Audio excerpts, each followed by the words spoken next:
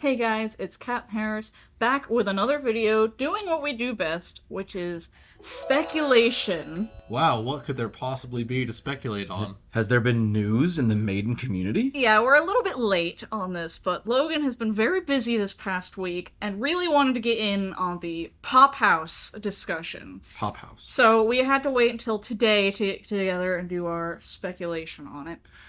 Not late, I would say thorough. We're not the first, we're the best. Yeah.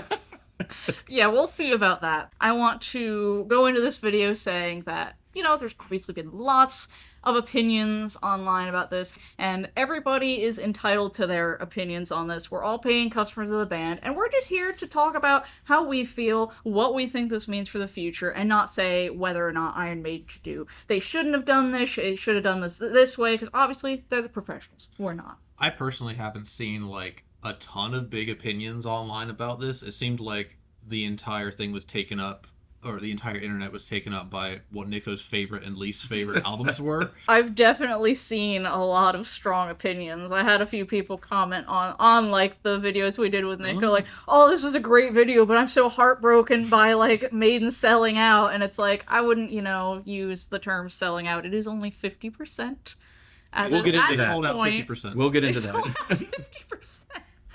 But yeah, so I took some time and went through various articles, obviously Maiden's press release, Pophouse's official press release, Billboard articles, and I have written a series of notes and thoughts for us to go over with all of you. And of course, per usual, you guys could tell us how much you love or hate this business move by Iron Maiden. So not the most, exciting and positive speculation we've ever had, but speculation no less. Iron Maiden made me into the monster that I am, so they can deal with me speculating. That's all I'll say. I think the biggest reason on why this announcement was such a weird surprise, because Iron Maiden has always been the biggest almost a DEI, the biggest DIY. Pophouse just DIY. You can't talk about Yannick like that. I didn't mean to say DEI. I meant to say Iron Maiden is the biggest DIY, yes. do-it-yourself type band. There we go. Where you feel like you are kind of directly associating your payment with the people working directly with Iron Maiden. Yes. But now, as the separate entity has a giant part of this thing that we all love, so why wouldn't we talk about it? It's no longer Barry Drinkwater. It's Pophouse. Shout out to Barry Drinkwater. If you know who Barry Drinkwater is, leave a comment below. Barry Drinkwater, please comment below. Please comment about Barry Drinkwater if you'd like to be on the channel. Is he still involved? Is he still involved? I don't know. We haven't even explained who this is. No. We don't need to. If you are watching a Captain Harris video on the speculation and thoughts about the Pophouse deal, you are a Iron Maiden sicko, and I'm sure that you know who Barry Drinkwater is. Talk. So we'll start at the very beginning with Iron Maiden announced multifaceted partnership with Pophouse, global entertainment company. Congratulations, Iron Maiden. Congratulations, Pophouse. So, in Iron Maiden's press release, there was very few actual details. Yes. We had to get the details from Pophouse and Billboard. Mm-hmm. Maiden didn't even say that it was 50-50. Pophouse, even in their release, I don't think says 50-50. It's only in an interview. I believe it did. There was a lot of my citing is from pophouse.se. The partnership has been ongoing for some time now. The next decade or decades of the band was mentioned. The next 50 years of Iron Maiden. So they mentioned obviously looking pretty far into the future, multiple decades, what's 20 years from now? 2046? 2046. Oh my god. Iron Maiden 2046? God, They'll still be touring, right? Approaching Bruce's 100th birthday? Well, obviously they wouldn't be touring, but what would it be at that point after being acquired by, somebody, something, some entity like Pophouse? Mm-hmm. So under that, I've quoted, Rod, Andy, and Shaki have been working with the creatives at Pophouse for a long time now, and they've been guests at many of our shows to develop, alongside Phantom Music creative director Ben Smallwood, plans for the next decade of Iron Maiden and Eddie. So we have learned from all this that I think that they've been working together with Iron Maiden for the past year. Mm-hmm. So it makes me wonder what involvement they had with some of the other decisions that were made. Are they, in part responsible for suggesting a screen tour? Yes. You think Because so? it is. Well, now I think we dive a little bit. I think we'll get more into it later, but diving into what Pophouse is. Yeah. As it pertains to rock and roll, that's Kiss, and Kiss obviously is going to do avatar shows with digital holograms of themselves. Speaking of digital holograms, the ABBA Voyage, obviously Pophouse is co-founded by one of the members of ABBA, so digital is the space of Pophouse. They're big on this whole digital thing, so it doesn't surprise me. It wouldn't surprise me even to learn that Pophouse is directly involved with why they have screens today. Moving on from that, to quote Rod Smallwood, he's the one that said that they were working together for over a year. Mm-hmm. So not just a year. It could, like, the whole Run for Your Lives concept could have been, they could have found the artists and stuff that were involved in making the videos. With Pophouse's partnership, the band now has the investment and creative firepower to keep evolving for decades to come. So that's the quote mentioning decades. That's more than one decade. That's a lot. Mm-hmm. And that was by the Pophouse CEO who quoted that. So my next point is, Pophouse had some involvement with the Infinite Dreams Museum at EdFest. Quoting IronMaiden.com, we've already had results with the progress on the Infinite Dreams Museum and the filming of the current show. So that's another point. Mm-hmm. Pophouse is also, I guess, doing the filming for the show and putting all that together. This is quoting Pophouse. As part of their recent EdFest performance at Nebworth House, Pophouse and Iron Maiden launched their first creative collaboration, the Infinite Dreams Museum Experience, celebrating 50 years of Iron Maiden history. Now, we here at Captain Harris have not covered anything about EdFest. We've been very busy, as some of you saw with our Nico videos. We did not have any time to get together and talk about anything else other than just getting that done. So, what were you guys' initial thoughts on EdFest? Just as a little aside. I thought it was fine. Thought it was fine. In terms of when the bands were announced, I thought it was a who's who of why. I mean, but I say that with love because now I have things to say. Because I personally, I love the darkness. Yeah. Personally, I had a really good time with our Mongolian friends in the Who. Yeah.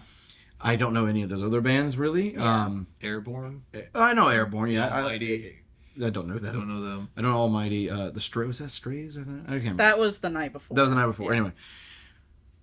With that said, I would have had a good time, but I'm thinking of and I say this with love and respect, like the general public metal fan, an Iron Maiden festival at Nebworth. Well, who's going to be there? Anthrax? No. Megadeth? No. Metallica? No. Any legendary or what we call legacy metal bands? Or even a B tier. You didn't even get a B tier. No, I would say almost like outside of, depending on how you want to contextualize the Who, they were the only metal band. Like no one else there was really like Airborne's AC/DC. The Darkness is just Brit pop rock and roll. Yeah. So who is this for? I do find it strange that Anthrax and Megadeth were opening for them on the rest of the tour, and it's like... I know. I did see, cause there were quite a few reviews, because obviously a lot of people went and a lot of people reviewed it. And I did see several people saying, I don't know why these bands were picked, and for such a massive event, we couldn't get a bigger name on the bill to make this even better, Sure.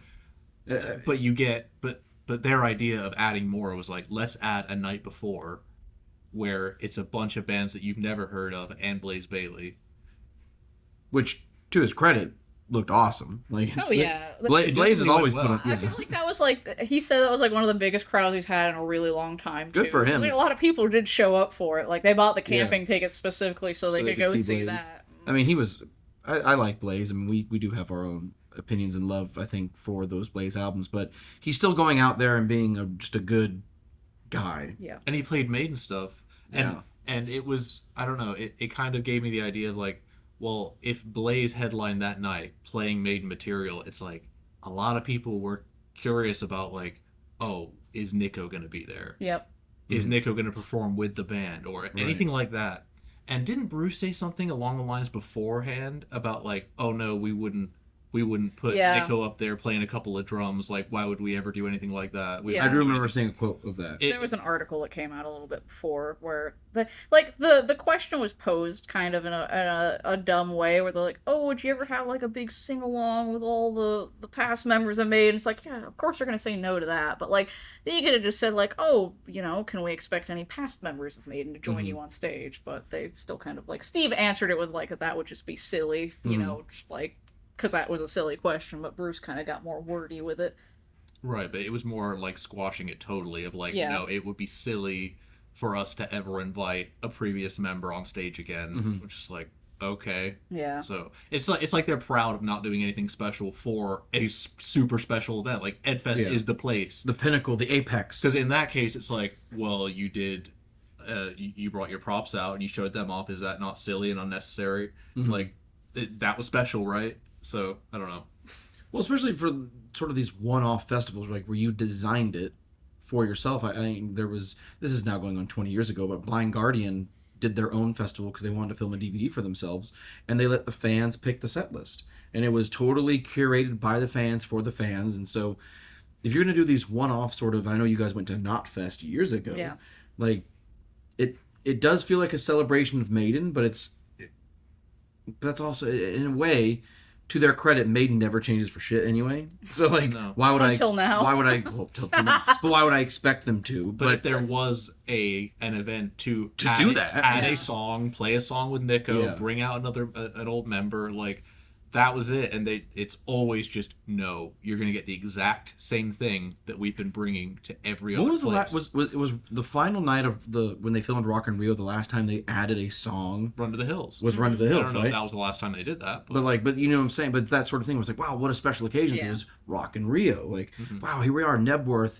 We're filming it for a DVD and for future cinematic experiences. We'll get into that.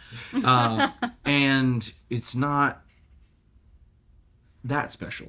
No, and you know, I can't really judge it as I wasn't there, but it didn't, like, there was no FOMO with it, especially with, like, the show was exactly the same. In fact, Bruce was sick.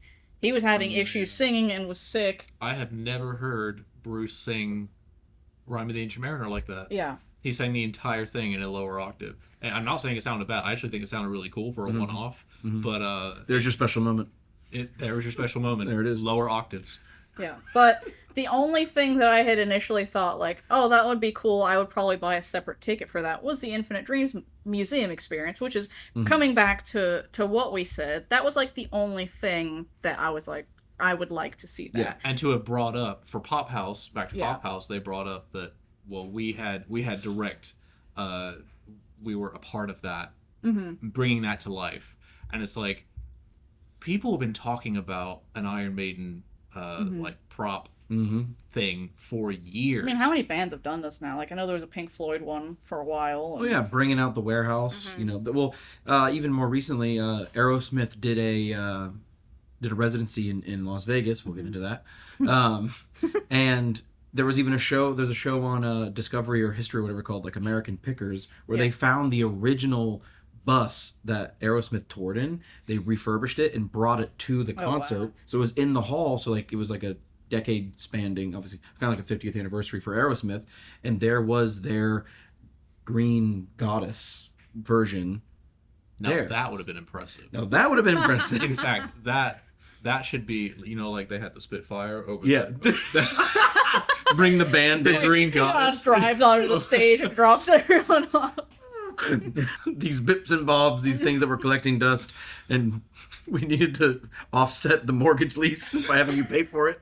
I do know that they refurbished a few pieces, like the big golden pharaoh Off his head. face. Yeah. He was in Steve's garden and apparently very decayed, Oh. and they like refurbished it. So the one for Somewhere Back in Time, it was a different one? Because they look very identical. Good kudos to them. I'm Well, sure they must be, because it's been in his garden with all the turnips Yeah. and The radishes and all. radishes decaying.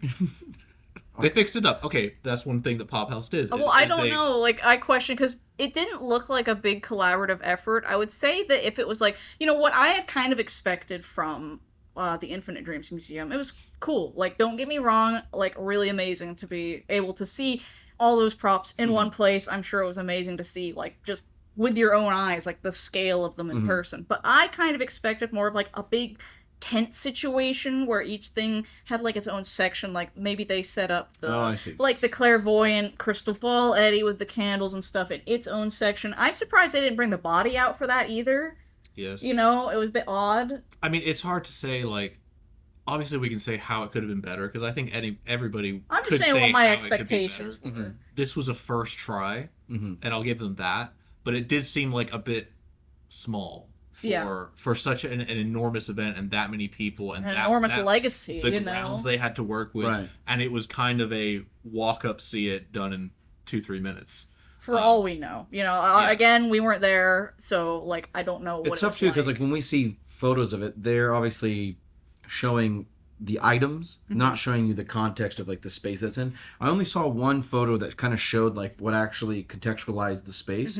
The space looked decent in size, but even then, to your point, I would have rather this been like you actually go into like an open air tent type thing situation where, or a covered tent rather, and you sort of explore the different, you know, even through the years. Like But, here, I mean- here's the early days. Here's this somewhere back in time I would have period. really liked to see, like, imagine you go inside and they don't have to be huge tents, but like a tent where you walk in and it's the Made in England stage. Like, I don't mean they actually build the stage, just but like some of the stuff. some of the, like, they actually build the Eddie in full, put it up there with the Right. lights, with the fire coming up. Oh, I don't know if I risk Maybe not fire the on fire. something that old. Maybe not the fire. Do it. But I mean, like, kind of make it look like it looked on the stage and have it working and functioning and have a backdrop behind it and give it the feel of Seventh Son. And then you go into the Somewhere Back, or the Power Slave one, and it has the thing up there with and every 5 minutes it opens up. Well, to be fair, and it comes out. again, that thing was rotting in Steve's garden. It's probably very fragile. Fine. It's probably very fragile. Did you see it? It doesn't look fragile. Wait, the way Yeah, turn it around. It's probably all What- molded over. what you're describing is almost like to me. I say this again with love. An Iron Maiden version of the Rainforest Cafe, where Everything is plugged in. everything like all just like- and so like every hour on the hour, Eddie just sort of like Comes alive. or a Chuck E. Cheese, Iron Maiden Chuck E. Cheese, where sort of, you know, the stage show kind of it runs through one song randomly, and like Eddie does his little jerky motions or whatever. But even to that point, like build the stage, like build like one of the old, like, I know the frames are pretty much the same. They probably only have one set of the frames, but I don't know, just like make out of composite board or whatever the fuck you need, like build the stage, and like you can like wander and be like, wow, so this is what it's like to be here, and like, oh, that's how tall Bruce isn't, and then you can But it's also like the choice to have like a tent with so many random things. It's like one of the tents it was like all of the like 2012 yeah. Made in England stuff minus some of the Eddie parts, and then it's like and X Factor here in the front, Yes. and we can't see the organ in the back. It's just behind everything, and I'm like, why wasn't this just presented like I can see everything? Everything's like kind of in its spot as it was from the stage. Yeah. But again, like, people love just literally seeing them Yeah. at all, so we're just nitpicking at the end of the day. But I think this goes into maybe what further, if this is what Pophouse is going to do with, we're going to use the word a lot, boys and girls, you start counting now, experiences.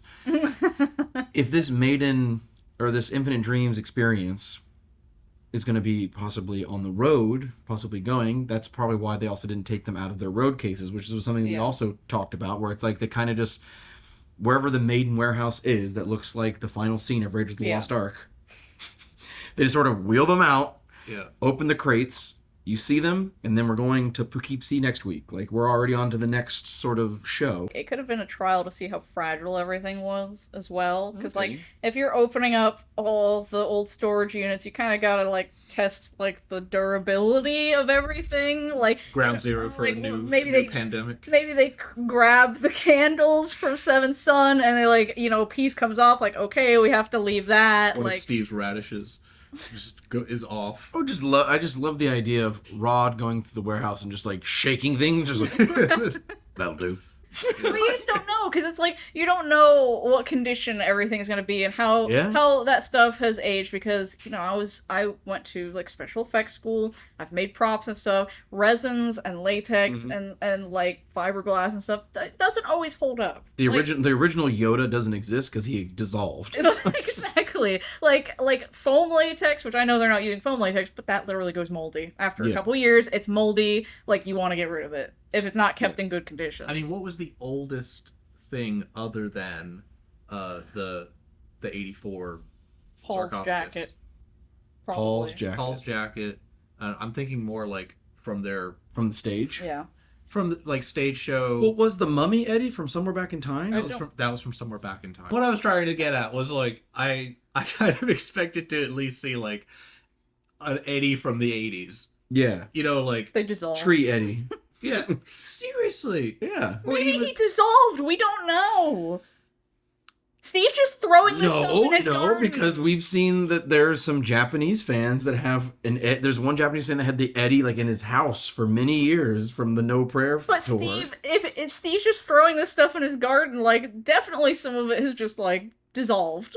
I'm sure, but I expect more. I did think We didn't even go. I expect more. I did think that, like, maybe there would be some inflatables blown up too. Well, that would dissolve even more. Like, what? You gonna just hand blow into it and Eddie, blow it up again? what are you talking about? Hand blow. You think that Sean Brady's back behind the stage every night, like, Colin, get in on this. they have air pumps. They would literally just do, the, like, wavy inflatable tube They said man? they're not gonna do anything special. That's no different. That's probably less work than getting the big ass Seven Son Eddie out there. You just pull the case out, blow him up, and he's just out there like that. Would you have liked to have seen an Eddie bounce house? Yeah. Made of all the old inflatables. Repurpose. The giant Senjutsu Eddie and just like bouncing inside. I would have liked to see, like, a line of like a cryogenic chamber of, like, all the walk-on Eddies in a row. That would be so cool. I'm gonna have to change the title of this video so people aren't rage baited to Pophouse and Nebworth discussion, because we have talked so much about Nebworth. Should we just move already. on from Nebworth? Should we just... Yes, I've grown tired of that place. Sorry about that, guys. Ending rant. It was only 20 minutes. So, Maiden sold Pophouse. No, so where we left off was that was a collaboration with Iron Maiden. It was their first, their first creative collaboration was Creative. the Infinite Dreams Museum. So that was creative. That was their creative. we're moving on. No more about the museum. Next point. Pophouse was involved with the filming of the new live video and album, using the word cinematic to describe the project. With... What? Just bringing up the movie, it's like all the things we haven't talked about on the channel, like the power cut Yeah. and everything. Like, we Yeah. could go off on so many... Maiden was rants. playing in Paris. The power went out. While they were, they had been advertising, this is the show we're filming, be there, no phones, You guys are going to love it. 2 minutes to midnight, power cuts. 2 minutes to power For an cut. hour, and they The- couldn't do the encore. And to their credit, the reviews I read was that they were in top form. Unlike the museum. Can I continue? You may. It's your channel. So, quoting IronMaiden.com, with the filming of the conclusion of the Lost Encore from Paris, the Paris curfew damaged show, immediate support from Pophouse saw the project pivot to the hallowed grounds of Nebworth House and offer a perfect Anglo-French solution to the cinematic and home entertainment targeted project. So, Pophouse also says the partnership extends beyond live experiences. Pophouse and Iron Maiden are collaborating on filming the band's ongoing Run for Your Lives world tour for a major cinematic project. So, from that, I can deduce that they are going to be putting the Run for Your Lives film in theaters. We're already going back to theaters, huh? We're already going back to theaters. Man. Just added to my IMDb. But with that being said, are we now thinking that they'll film the South America shows? I think that it was just going to be... No, they got it. I mean, like, Because they said shows. I haven't seen... Yes, They filmed 2 Nebworth and shows. Paris. It was only going to be Paris. They had to film Nebworth. I don't know if they're going to keep the original vocals with Bruce being sick, but... I think they'll... That is a this is this project is riddled with problems. Cursed. I have to imagine, like, they have another couple of, like, bigger shows. Like, why not film a couple more? But I don't know. That's pure speculation. Lots of money. I'm sure they spent a lot of money on their cinematic cameras for this too. So Cinema. I haven't seen any like concert films in theaters. I know you have. Oh yeah. Is it just a filmed concert? Is there anything else, like any kind of documentary aspects to it, or? Well, it really depends on the band. So recently, I saw the James Cameron Billie Eilish 3D extravaganza in Dolby Cinema, where it was definitely the show filmed with James Cameron's technology, but it was also James Cameron interviewing her, going through the process of what the show was going to look like, the conceptual side of it, all that kind of stuff. I've also been to it where it is purely just like they press play and you are just watching like a concert film, which is almost kind of I think to an extent. I didn't see it myself, but from the reviews I read, the Taylor Swift thing was it's just a concert.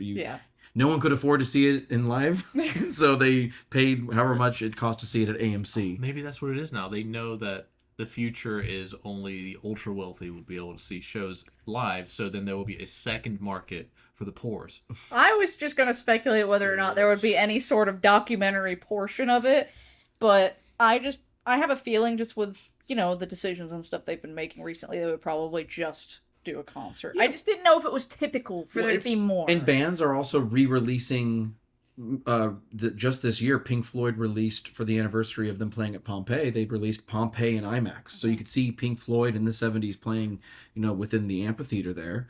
So again, it's this idea that, the experience of the live show is over, but the celluloid lives on and the digital lives on, so they can continue to play live. Like if they said for 1 week only, we're going to put the Flight 666 film back into theaters, but just the concert, I think we would all go. Like, it'd be cool with the big sound system to see it. Like, so if I'm Pophouse, is that not what I'm thinking of? And I know we're going to dig deeper even still, but this is scratching the surface of these experiences. Well, yeah, because you mentioned, read that part again about experiences. Oh, listen this time. This wasn't about the experiences. This was about the cinematic release. So two different sources said cinematic and home viewing. So it's obviously DVDs, 4K. Yeah, so it's not just going to be like in Vivo out on DVD now. You can just buy it on DVD. Like, they're clearly thinking of doing a theater run with this. Well, that's the thing too, is that did they not, when Pophouse bought, and I think we'll get into this too, is like, are they still under any sort of publishing deal with any other record label? Like, are they able to then, through Universal, I think I read that the band's still with BMG. Okay. So they can they're still with BMG in this deal. Okay. I meant to write that down. I thought that it wouldn't come up, so I didn't write it down, but I'm glad I remembered. We leave no stone unturned, Captain Harris. Eddie appears to be a focal point in this deal, being brought up by management and Pophouse personnel. Rod and Andy have always encouraged and inspired us to take chances in developing Eddie and the world he inhabits, such as horror, gaming, or comic books. This is a quote from Dave Shack from Iron Maiden's article. So I know that Pophouse bought part of their, imaging. Yes. Like, NIL. The name, image, and likeness. Yes. And I know that has to do with Eddie. Oh, definitely. And there's a few things that Logan and I have talked about with what they could do with his likeness. And the one thing that we would both really like, he mentioned horror here, is these events that we have in Florida and California through Universal with the Halloween Horror Nights. We've talked about it. Oh, yes. Black Sabbath has done a house. Rob Zombie. Alice Cooper. It would genuinely be cool to see an Iron Maiden house done well. And I know they would do well. So talking about Halloween Horror Nights. Halloween Horror Nights at Universal Resorts now that it's branded as such. Having a walk-through horror-themed haunted house of Eddie through different incarnations, it to me just prints money. And even if it doesn't, I don't care. I didn't care because I honestly would probably go every single night.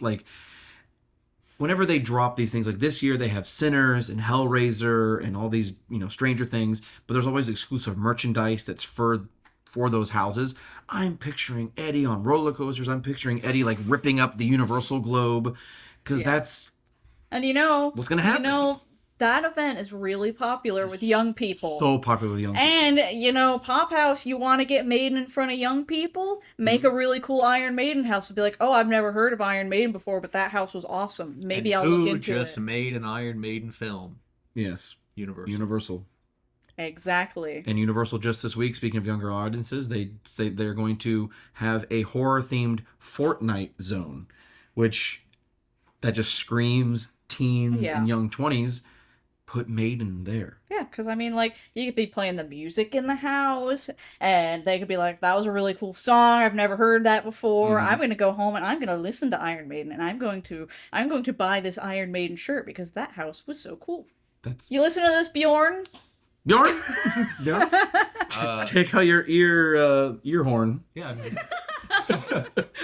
I mean, Margaret. You could have Margaret Thatcher running around. Ooh. Yeah, the Sanctuary Eddie coming up with a knife. You could do, I mean, don't get me started. I've done my own speculation. The ideas are endless. We should have a video where we make our own Halloween Horror Nights Iron Maiden house. Halloween's just around the corner. It is. By the way, please comment if you saw our Halloween Horror Nights with like Iron 500 Maiden video views. from 5 years ago. When we went after we listened to Senjutsu, we did a review, and then we just walked around like Ancient Mariner. just an old That's for the C-band. old school viewers. For you original sickos of the channel. Yeah, so that's my pumpkin wish when I hear Eddie and horror together. But it's likely going to be something like, oh, an Eddie skin in this video game, and Oh, that's for sure. That's for Yeah. sure gonna happen. He'll be added to just- Fortnite. I He'll just be hope whatever. that's not all it is, because, like, you know, I do think that stuff's a bit like, but it also, like, I don't see anything Fortnite related. I don't, like, play these games, so it doesn't really, like, It's out of your realm. yeah, it doesn't really do anything And then my positive or negative. And then my other fear is that as much as I think people might find it interesting, and I'm not saying that you're wrong for feeling that way, I just don't know if I want to see an Eddie horror film. No. Because also, in this, and Steph and I have had a conversation about this recently, it does feel like the band has sort of tried to reorganize that Eddie is the first 3 albums Eddie. That's the Eddie.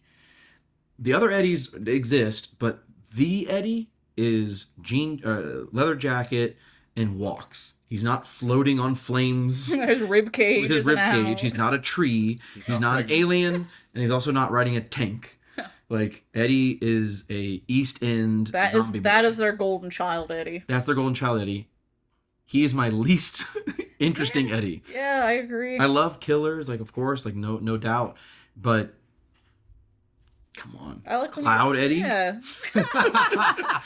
I like the more mutilated Eddies, but you know what? I think the thing is he's easier to produce. He's much easier. to He's produce. in a t-shirt, he's in jeans, he has spiky hair. Yeah. He doesn't have a yellow rib cage and undies, and his muscles aren't like Mhm. super detailed. Are you talking about the old Eddies, or are you just talking about Run for Your Lives Eddie? Run for Your Lives. Well, it seems like they prioritize that early days look. We were saying it seems like with the Run for Your Lives Eddies, they prioritize the early days look for him. Yes. Because even though they said, like, oh, we've added touches of so many different, parts of it. So we have the white hair from the first 3 albums. We have the twig from Fear of the Dark. His cybernetic eye. Cybernetic eye. He's got a bandage on his knee. He's a mummy, obviously. Does he have a Does he have the thing? lobotomy? I don't think he does. Does he not have that? Pause. He does have it. Yes, he does. Okay. There you go. Yeah. He has been lobotomized. No ears. He does have a gunshot in the head, so that's, I guess, Trooper. Ace is high. Oh. Does Trooper? Trooper? Now I need to look up if Trooper. Well, no, because the legacy of the Beast Trooper had his brains blown out. Yeah, but Oh, well, I don't think that's what it's referencing. he's good. He don't He have just- bullet Well, wounds. that's what I referenced. I think he was referencing Ace's Yeah, eye. I'm pretty sure that was it. Oh. But yeah, no. You have a combo. When you have a bullet hole in your head. But Killers, you Yeah. know, it's a little bit more. It What just- does this have to do with Pophouse? Well, is the idea that, like, They've kind of pushed this Eddie to the forefront of things. Oh, they've consolidated Eddie in They've one form. they've consolidated Eddie. Now we have the Eddie. We have full synergy. Since there will be no more albums, there will be no new Eddies. Whoa. People are clicking off the video after you saying that. We'll get into this. Walk it back. There's a possibility of no new albums, the possibility of no new Eddies. So, yes. Steph, continue with your list. So there's lots of mentions of lore and worlds and experiences. Quoting IronMaiden.com here. The band provides the cornerstone of what Maiden is, superlative music and incredible live shows, and the Phantom team have focused on developing parts of Maiden lore that we think our fans will embrace and enjoy. Such Maiden-related initiatives include an award-winning mobile game, a global fan club offering, a vibrant drinks business, books and comics, and, of course, merchandising in all its forms, quoting Dave Shack. If you take it on face value, that sounds good. We've separated and carved out the creative. I don't like that move. I don't know. Sorry, they've carved out so that creative is here, and that management is here. It's like they've made it seem like, yes, these are two very different things. They are two different things. Iron Maiden didn't provide much, if any, tangible information on what this really means for the band. Pophouse, however, had more information available. The Pophouse website article mentions new creative ventures and connecting with new audiences. The partnership will enable Iron Maiden to pursue new creative ventures that connect with existing fans, as well as bringing their extensive catalog to new audiences. It's clearly looking beyond just new albums, new music, live shows. I feel like this is more about like just putting gas on the fire of like what the band is, merchandising their image, experiences, like they mentioned video games. I do wonder if this Pophouse deal had like anything to do with them being in Stranger Things, being in Bone Temple, because that was kind of like everybody was like, wow, you don't ever see that. In fact, the only thing that I really remember seeing Maiden in is that South Park episode. Yeah, the Jack and Crack Witch when Nights. they played Number the Beast. Even though they are one of the biggest bands in the world. Maiden is massive. Like, no one knows them. But when it's Metallica, it's like, well, everyone knows Metallica. We all share this one. Yeah. Like, we all have this one. I mean, the Black Album was so big, like, it came in the mail with samples of Tide and AOL. That's how, like, old it was, and sort of massive. Where, yeah, to your point, like, and I've said this to, like, so many of my friends, where, like, I have this connection with Maiden where I'm like, they feel so small because they do feel like a DIY band. You go to JCPenney, you don't really see Maiden merchandise. You do see Metallica, Nirvana, Chili Peppers. No, but is what we want to see that in JCPenney. I mean, it doesn't bother me if it is there, but it's just if that's where. No, but is that what we want from Pop? Is that why the whole thing with Pophouse is it just to leverage merch? And I don't think it's not leveraging merch. Well, it is. I mean, for the most basic sense, it is literally just to make a profit. Correct. And what is the most profitable thing in their opinion? That's what we would have to speculate on. Well, they are. Like, I think that they are going to absolutely avalanche merch out after this, especially next year with the band not doing anything. Like, I don't think we've even seen the beginning. And that's because we know that anything that's live, and this goes with other bands too that have sold their catalogs and like that, the value of the catalog is increased when the band is touring or still being creative in some point. When the band has unfortunately deceased or has retired or is retiring, you do see a precipitous drop-off in value for that private equity or whoever is the stakeholder or shareholder. So in that case, it is interesting that they choose to do this deal while they are doing a 100% nostalgia tour to stadiums only. Yes. As proof of this is how big we can be when we do this formula. When we maximize our efforts. What do we want from it? Is the question, and I don't see it being good for the consumer. No, really. And if I had to speak on behalf of the three of us here, I think the number one thing we would want would probably be new music.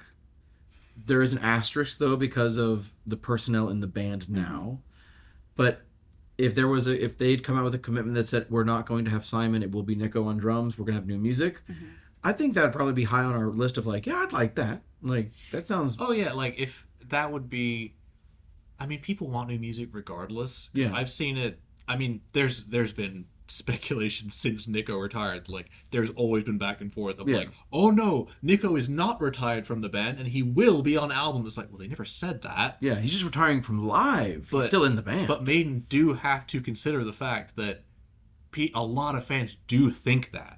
Yeah. They do think that that Nico will be playing with Iron Maiden again. But Bruce has said that now that we have Simon, I think that we should go into the studio. Like, so Bruce himself, somebody in the band, has said who that'll be with. And again, like, no hate to Simon, but like, Nico did just retire from touring. Like, I would like to continue hearing his sound with the band if there was new music.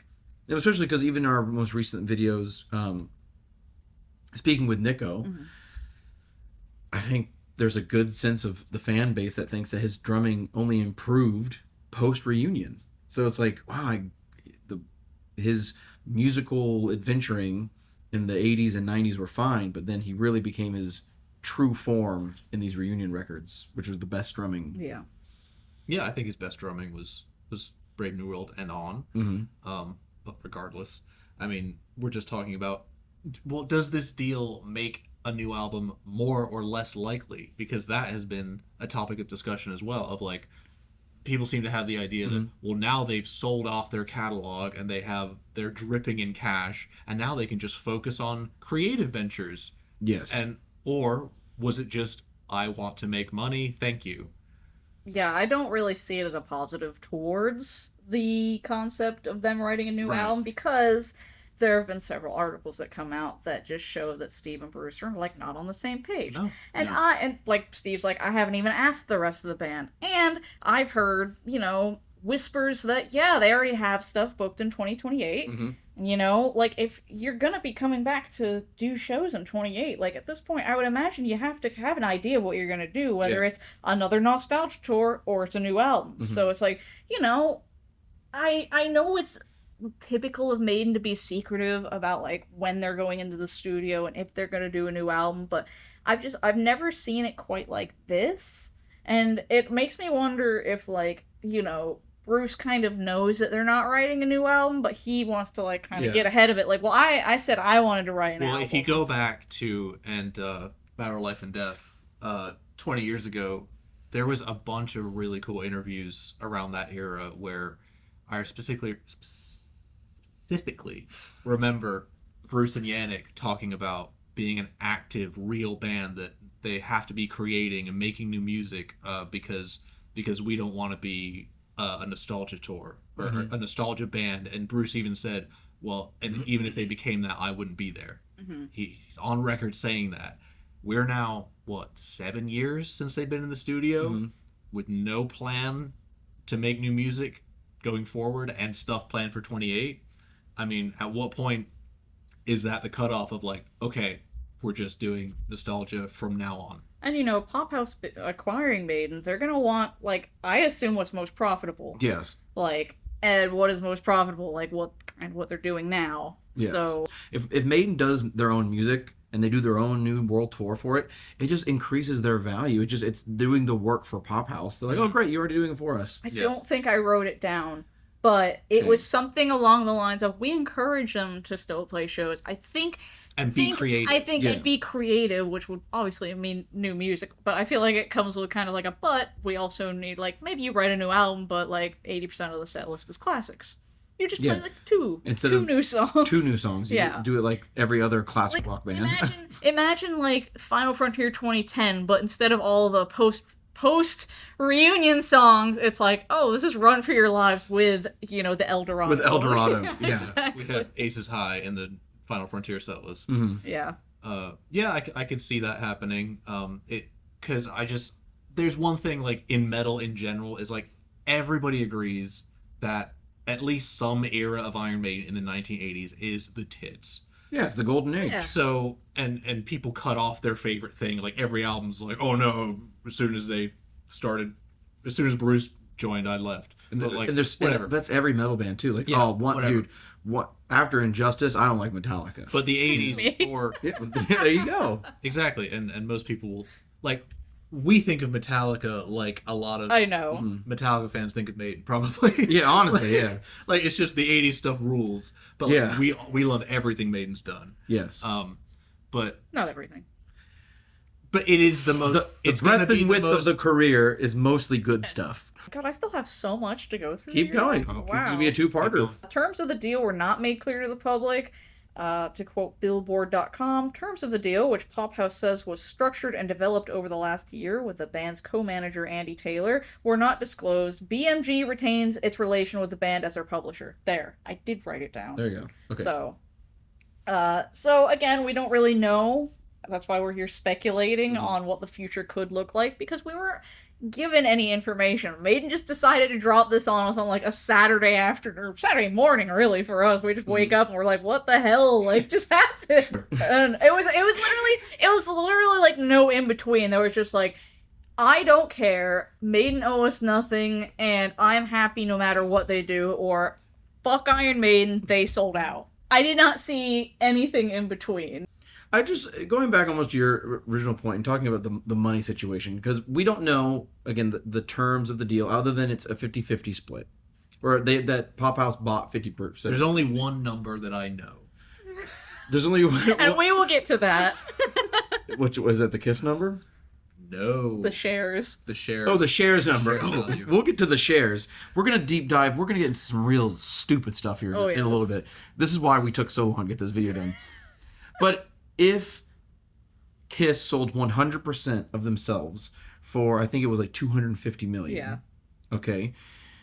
Even if we're being generous and that Maiden is worth 100% for $250 million, even if we cut that in half and we say it's, 125, was $125 million what was holding Maiden back from writing and recording a new album?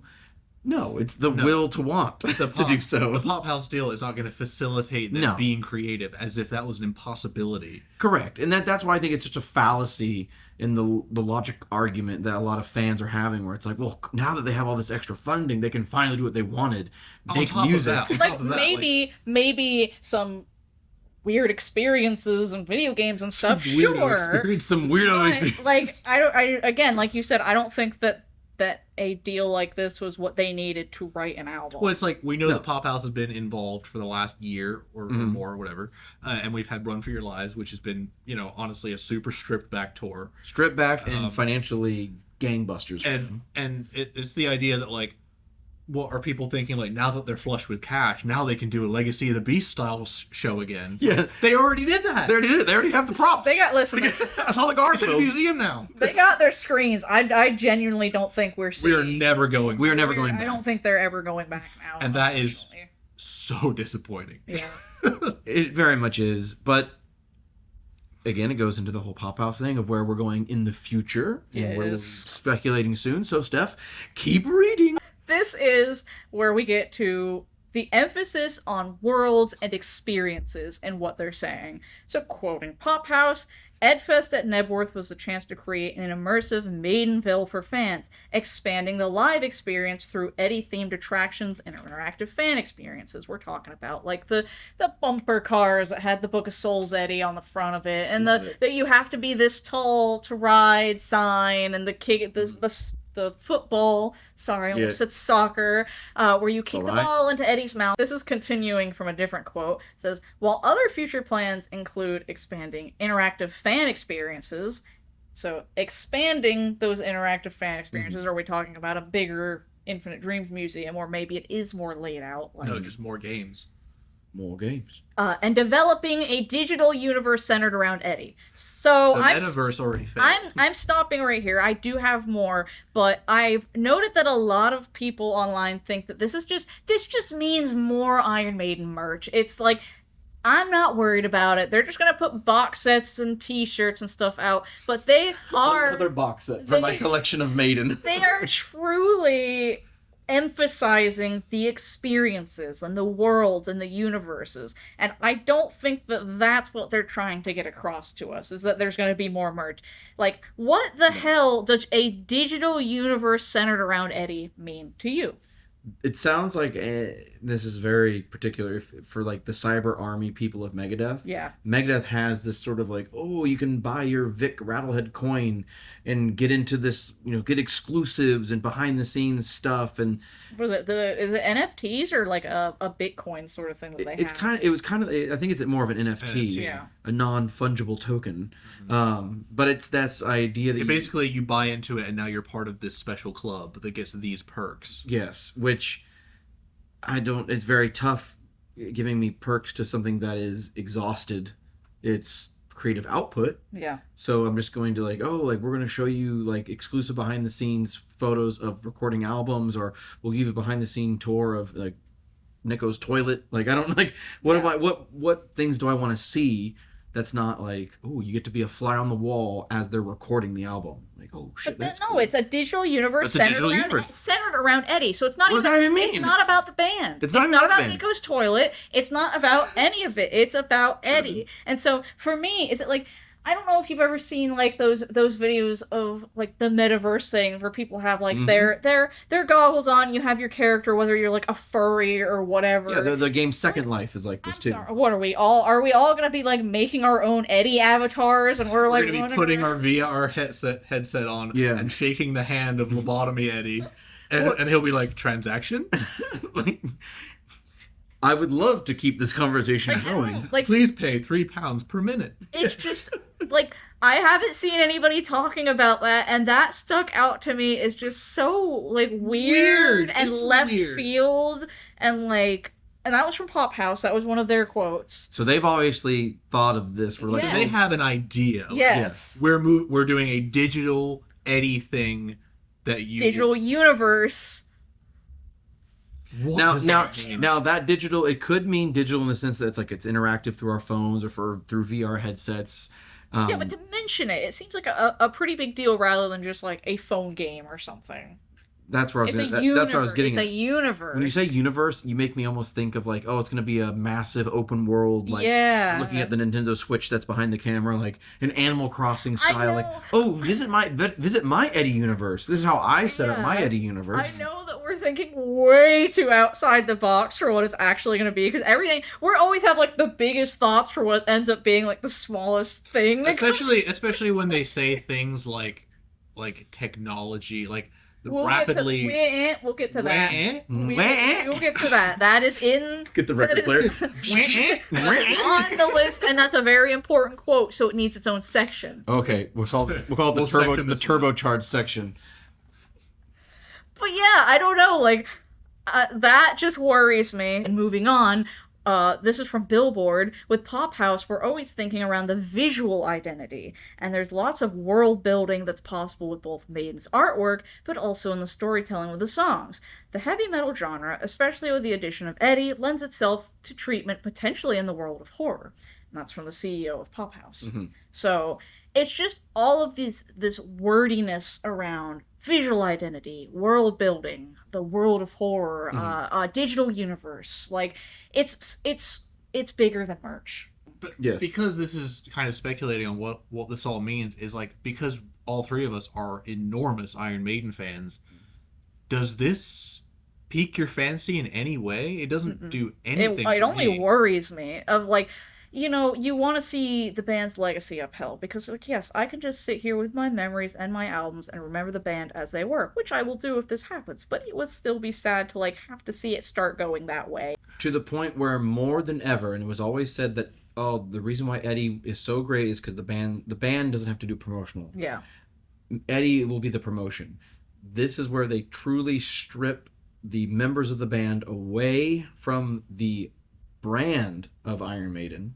And you put that into the hands of money managers. And you put it in the hand of money managers, and now Eddie is Iron Maiden. Mm-hmm. It's no longer Steve Harris and Bruce Dickinson and Dave Murray and all of our boys. It's now just Eddie. And the greatest hits. And the greatest hits, which only serve to complement Eddie. Yeah. Because Eddie will be, and we were talking about earlier, he will be in films, he will be in television commercials, he'll be in experiences, which even though we just said how much we would be excited to see Universal do a haunted house for Halloween Horror Nights. But it also fits their medium. Yeah. Like, That it fits is their medium. physical build, just like a stage is. So, but I don't want to see, and we might get further into this too, I don't want to see ABBA Voyage with Maiden. No. I don't need to see a hologram show of Maiden. Oh yeah, like Relive Live After Death. We redid the whole Live After Death show so you could see the hologram of it, you know? Not that they're going to do holograms, but that's what... To an extent, that is what they specialize in, though. That's what they're specializing in. Is it their specialty, or is it just something It's they're what working they're famous on? for. Well, they, again... Because, I mean, to be fair, what's the guy, Bjorn? Mm-hmm. He was in ABBA. He owns the company, and so he had a lot of say in the hologram show. Like, having that be your idea, it's like, okay. But they make digital avatars, and they already said that they're going to do Kiss avatars. Yeah. And that's a very Kiss thing to do. I would expect that from Kiss. So obviously, I keep looking because there's a cup of eddies. There's a bunch of eddies on a cup Go just on, then. here. So I keep looking at these eddies. And I'm like, yeah, like, why not make one of these eddies digital, and he can be sort of the avatar for a show that plays every 2 or 3 hours at some location around the world. Hello, Pepper. So the first thing that Pophouse sort of did in a big scale was the Mamma Mia dinner dance party. Yeah. Which is a physical, like, you're in one scene of the film, and then sort of the dinner show as it progresses. It's like medieval times for wine moms.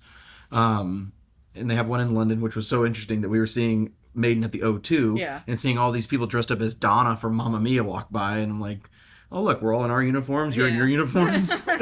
But then when we were in London that trip, I did swing by to see the location for the whatchamacallit, the ABBA Voyage, which is very popular. People who are fans of ABBA really enjoy it. It's mostly sold out. So would they do a digital experience show with Eddie? What does that look like? And that's what's so tough for me, because I don't know what that even is. Well, my first thought was like them just recreating one of the old classic shows, like Power Slave Tour, Live After Death, something like that, because that would be the simplest thing. Mm-hmm. Here we go, James. Since you're so eager to talk about it, a head of investment at Pophouse used the term rapid technological advancements, stating, in a world of rapid technological advancements, we believe that Iron Maiden, together with us, is perfectly positioned to harness the opportunities this new era brings. What do you all think of... That is the most CEO thing I've ever heard. Yeah. I don't see how this is, and there are some people who say, oh no, this is so that they can protect the band from AI. No, this is them fully, I think, diving in on like, oh, it's a trend. People like to do this. Like, there's even I'll have to find it for you. I'll show it to you guys later. There's a new company that's coming out that you can officially licensed make a Megadeth song sound like Taylor Swift or vice versa. Yeah. That in a way makes it sound like, oh, like what if Maiden, like what would Brave New World sound like if it was the 80s Maiden? Well, that's what I was thinking, because it's so prevalent on YouTube with like, oh, the disco version of this song, and Iron Maiden if they were like, the band. Beach Boys or whatever. And like they could be like, well, why are we letting all these normies do this when we could just like, we could take the ability to do this way? Because isn't like Suno being sued by artists and stuff for... Not only that, but actually YouTube's getting rid of AI video, and Spotify actually has deleted millions of AI songs from their product, platform. It makes me wonder if like the bands are going to privatize that ability to be like, hey, you can use our AI to make your own Maiden album. Our proprietary software. It makes me think about like the digital universes and stuff. Like, oh, are we going to have like our own little like Iron Maiden forum where, hey, this is the Eddie I created, and this is my Iron Maiden album titled this.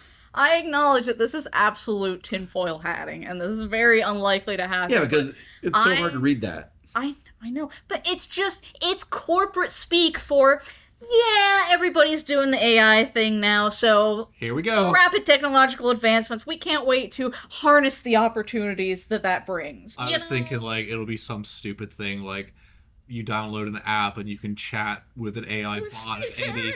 No, not with Steve Harris. They don't own the rights to Steve Harris. No, it has to be Eddie. Well, wait. Hang on now. Trademarks personas. It could be the Steve Harris persona. Steve doesn't have a persona. Dude, I would love to chat with Steve Harris. Let me be Steve Harris. You try and chat with Steve Harris. Hey, what would you say? I'll be Steve Harris. Go ahead. Hello, Steve. I was just here to say how awesome your music is and how much it's touched me as a fan, and I just thank you so much for Power Slave. I love you, man. All right, ready for this? Yes. Calculating, rethinking, buffering, analyzing. Yeah, cheers. Cheers, thanks. And then a thumbs up. Why would you want to talk to and then Dave, I thought it was so cool when you would play solos. Did you like playing them too? Like, this is going to turn into the Chris Farley show from SNL where he just asked like the stupidest questions. No, it's going to turn into like, oh, you can chat to Eddie. But then again, like, why do I need to talk to Eddie? Eddie's going to be like, about "Brr." I wonder. Eddie dating? Because they have those AI dating apps. Well, you date Eddie? Yeah. Good You Lord, can make Steph. Eddie your Get boyfriend. your mind right. No. That's This a bridge too far. This is targeted to men. Yeah, but you said we couldn't use the band, so it has to be Eddie. So what's your idea with Eddie? He doesn't talk. Do you want to date? Do you want to do the women of? Well, no. This Maiden is where I think Maybe. because didn't Pophouse say we understand the Iron Maiden fans? Yeah. How many money managers actually understand the fans of the acquired rights they bought? I mean, Rarely. Rapid technological advancements. I'm out. not a fan of that wording and like the very like CEO speak of that. So Yeah. that was kind of a cringy one for me. They state they don't want the band to stop touring, they're just turbocharging them. The band's live presence is legendary, and Jessica says they have no intention of cribbing the band's ability to tour. That's what I had brought up earlier. So there's the exact quote for that, for anybody wondering. And Jessica is quoted here saying, I have a deep understanding of the Maiden fan, and I think the band would say they've brought us on board to turbocharge them, not to help them hang up their boots. So that's who said that they have the deep understanding of the Maiden fan. Let's unpack a lot of that, because I think that's actually going to be quite a big bulk of like what actually is Maiden going forward. Yeah. Spoiler alert: Steph and I talk, and also James, not on camera. So a lot of this I think we've already spoken Yes. about in a sense, and even before Pophouse, like we were speculating when we heard rumors that there was going to be nothing in 27, and then obviously it was confirmed, and then what's 28 going to be back? Because James always brings up the quote, Bruce. Or whatever thing. What's the quote from Bruce? Oh, I got it in here. Do you want me to go to it now? Let's just I can Let's just skip get to it. that. Yeah. bring the actual quote. So, back in May, Bruce seemed to be avoiding the word tour, instead opting to use the term thing, whatever that may be, in regards to 2028. This is quoting somebody from the Iron Maiden forum because I couldn't find it. Was a radio interview and I couldn't find it again. But they said Bruce's interview for the BBC Radio 2 rock show, he states that Edfest will be their last European date for this run, and it will be a couple of years before we think about doing another European thing, whatever that may be. Interesting lack of the word tour, maiden voyage, here we come. That's what they said. That's what the forum guy said. Okay, I was like, wow, Bruce. This was months ago, too. Like, this was back in May. This person said maiden voyage, like, are they going to be like ABBA? This was months before the Pophouse acquisition was ever announced. So, we're taking the Pophouse sphere, combining that with the Kilimanjaro sphere. Yeah. It's not a tour, it's a thing.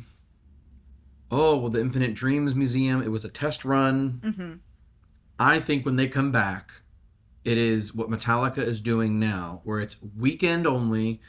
They do a couple days before, they'll do like a maiden takeover of Frankfurt or of Stockholm, where it's the Infinite Dreams experience, exclusive merch, one show on a Saturday night, and then they move on to Helsinki. And then Yeah, but that's still a tour, isn't it? Is it though? Metallica calls it a tour. That's very generous, I think. But to see Bruce say thing, whatever that may be, you could call that a tour. You could call that a tour. Or maybe it's not every week. Maybe it's once every 2 or 3 weeks they do a pop-up festival. Or like a residency at the O2. Well, it could be a residency an at the Iron O2. Maiden cruise, like I had, especially even back when I saw this in May, before we knew about Pophouse or anything, like that was my first thought. I was like, are they gonna do something like a cruise? Are they gonna do a residency? Like, are they gonna do the Metallica thing like they're doing at the Sphere? It can't be multiple nights across multiple cities in a week. It has to be something centralized so they can bring all of the corporate synergies to make CEOs happy and stakeholders happy. Everything has to be centralized. They're like, so that whenever they announce this thing, they can put the word experience like 60 times in the promotions. Like, this is going to be an experience of a lifetime. Fans are going to be flocking to experience this. To experience the experience. And I don't really know what this was in reference to, but they continued their quote saying, "Is this why Bruce keeps mentioning worlds and universes?" I guess, saying that he had been mentioning worlds and universes in previous interviews, and it's like, that would also add up to what they've been saying. Yeah. So I don't know what this means. it's not just merchandise, guys. Like, I think that we're gonna see stuff that we would have never expected. Some out of a band heavily like Maiden. digitized thing that you would pay a ticket for to go to. Might I give a optimistic approach here? You Yeah. may. No, moving on. So, inexperience, leveraging technologies and all the gobbledygook. Let's say we're going to be, maybe not the O2 because I feel like it's quite large. It would have to be almost like in a theater setting. Stadiums. Well, yeah, but if you're doing a residency, like let's say, I know that we're thinking Europe, but I'm trying to think of like a big theater that's in Europe. It's not necessarily, because like how are you going to book out an arena for a week? Like that's I don't see it that way. But anyway, moving on from that, I'm also thinking of higher ticket prices, and that's a whole different conversation. Yeah. Oh, this week in Stockholm, you get to experience Peace of Mind live, where they're only going to play the Peace of Mind album in its entirety. Hang on. But then with interstitial cinematics of Eddie doing something where it's like Worm Eddie for Tamerland, where it's like it's the experience of, so Maiden, they're playing only really 40 minutes of music. Yeah. But it's an experience of a lifetime because you got to see and experience. And when they came out with that book for Peace of Mind with like all of the different songs having artwork, okay, we'll expand that.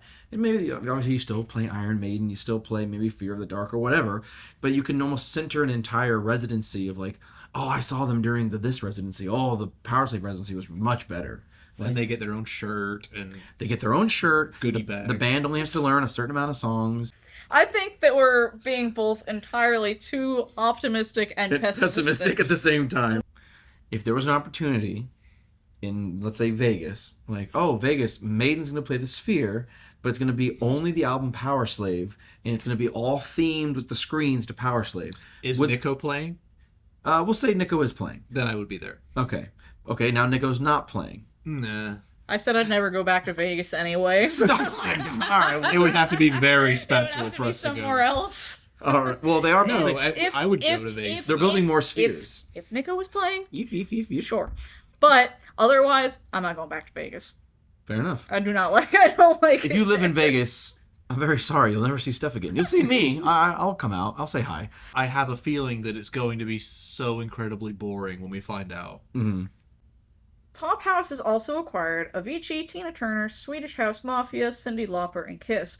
Most of these names are retired, retiring, or no longer alive. So that was a point somebody brought up that I thought was interesting, that like Maiden is at the time currently the only like active band. I don't really know anything about Swedish House Mafia. I looked up a little bit. It does say they're still active. It doesn't seem like they're doing much, but that's the only one on here that's to me, it seems like it's a move towards semi-retirement. Yeah. Mm-hmm. Of let's cash out now, and then we can just kind of... And I know they said, like, Whatever. we want to turbocharge the band. We don't want them to stop, doing their thing. But it still just feels like a move. To me, even them saying that is just like, doesn't really matter what they do because we have the brand. Like, they can just... If they want to make music, fine. Like we were saying earlier, it only helps us if they continue to do their own thing too. Yeah. Yeah. But no, I thought that was an interesting thing Oh, somebody very brought up. It's just like everybody's either retired, retiring, or no longer with us. Like if they had Ghost in their catalog, I'd be like, okay, yeah. There's a future there. There's a future Yeah. there. They're still doing something. There's a desire to have them continue. I kind of like have held on to that quote that Bruce said quite a bit of just like the thing. Like, why wouldn't you say tour? Mhm. You're picking your words carefully. To me, it just seems like Iron Maiden, as we know it, is going away. Didn't you have a quote from Adam? Yeah, Adam, who's been on this channel many times. Leave it a clip. Yeah, we did the big drum video with him, but I really liked his quote that he put on the forum. So I'll just read that off. He says, "I'm all for trying to see the upside in things, but in the age of enshittification, where every hobby and fandom is slowly being hollowed out and milked by money men for all it's worth in order to generate shareholder value, I think it's perfectly reasonable to be skeptical."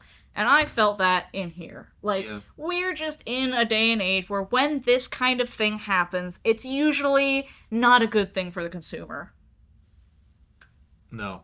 I mean, and we had talked about, like, Disney acquiring things like Marvel and Star Wars, and it's what are the value of those things now compared to when they were first purchased. You know, it's the picking apart of what's value about it and what has value in it, and putting out too much stuff to where, you know, the consumer pulls back.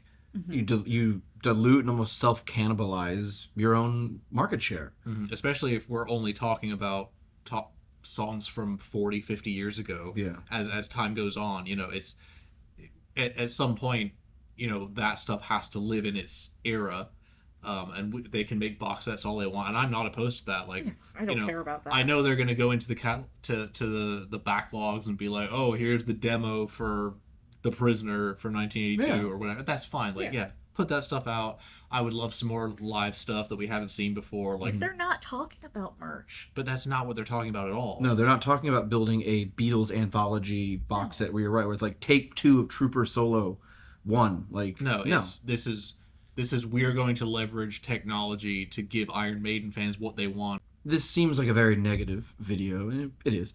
It's not negative in the sense of, like, we're trying to be negative. I think we're all just, like, we're airing our concerns. Yeah, because there's so many YouTube people now, and social media people, like, grifters in a sense, where it's like they're just upset to be upset. I don't think we're trying to be that way. Like, we still, like... We've been on the phone, like... 5 separate times about this. Like, we're still all going to Mexico to see Iron Maiden. Like, we are still giving them cash. Yeah. So that hasn't stopped. It's just this new era, this new phase where the shitification, where we are gonna, in the future, we're gonna see a turbocharged merch / experience diluting of the brand, which to some might work out, and for Pophouse, again, it's their money now. Like, I could give a ding dong. We want less fans who know that the names Colin and Sean, Barry Drinkwater, and Charlie, and Pooch. We want less of those fans and more fans. And I say this with incredible love and respect. If you are a new fan, you're coming in, you're like, I don't know who Barry Drinkwater is. Don't worry. Neither did we. Neither did we 5 minutes except for this psychopath. But you were segueing into... Who owns this band now? Yeah. So somebody on the forum posted some official filings from the UK. I don't know what this website is. Warning, this is going to be so nerdy and stupid, but so much fun. And please don't take us seriously, because... We're not accountants. But James, you are good with PDFs and paperwork. I'm good with PDFs. I'm good with .jpegs. You're good with... I'm good at opening them up. There it is. You deciphered this for me, though. I didn't understand Welcome to James's Corner. There was a previous deal where Pophouse acquired... Well, it's almost like it becomes a separate company of... I think it was... IM Music Limited or something along There was a couple. And that company is run by the people that obviously own Pophouse. Right. And there's a single person that owns 75% of the decision-making power. And there's 100 shares associated with the business. And later on, what I have up here now is another filing to add 1 extra share to the 100 shares. So now there's 101 shares in this company. And it shows the amount paid for this 1 extra share. 1 share. In Great British pounds, 1 share, 17,399,570 pounds. So just shy of 17.4 million pounds. Calculator, please. Do you have your phone on you? No. All right. I have a phone in my hand. So let's just say, is that saying... Should we just say 17 million? Or how much was it? Say 17.4. 17? So 17,400,000. Yeah. I got it. There you go. Times 100? Times 101. That would be per share. So Iron Maiden... So if every share is worth 17.4 million, how much did they pay for Iron Maiden's rights? They paid 1,757,400,000 GBD. Great British pounds. Great British pound. Yeah, P. Sorry, not B. That probably converts to about 3 billion USD. That's so many event shirts. This was the Logan math that I did while driving the other day, and I was like, did someone just buy Maiden for $1.7 $1.7 billion? pounds? Well, I know that somebody's gonna take us seriously. We do not mean that they actually bought the band for $1.75 billion. No, we're just messing around. Pounds. Pounds. Pounds. It's just a joke. Like, Logan was on the phone the other day, like, oh, do the math on that. Do 17 million Times 101. And we all just died laughing. But yeah, we should Yes. probably wrap this up. And I know that was a lot, and there was a lot of feeling in there, and a lot of tinfoil hatting.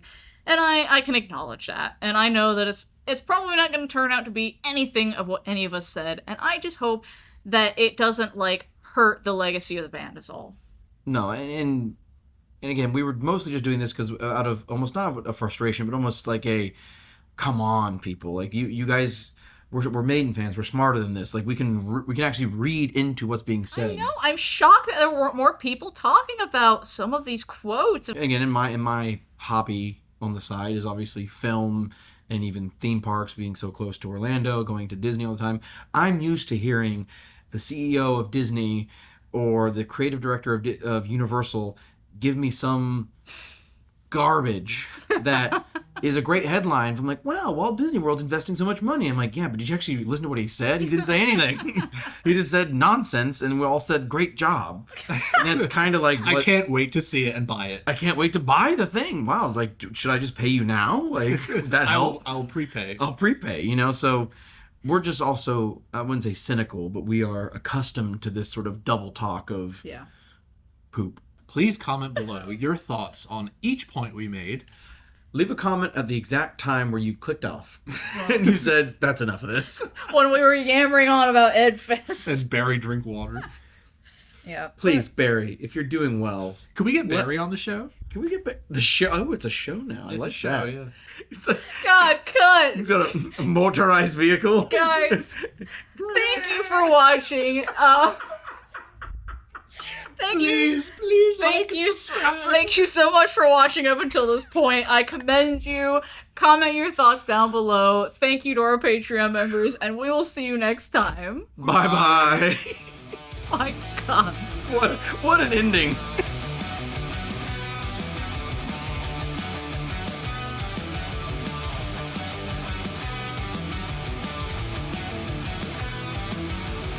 That'll do, won't it?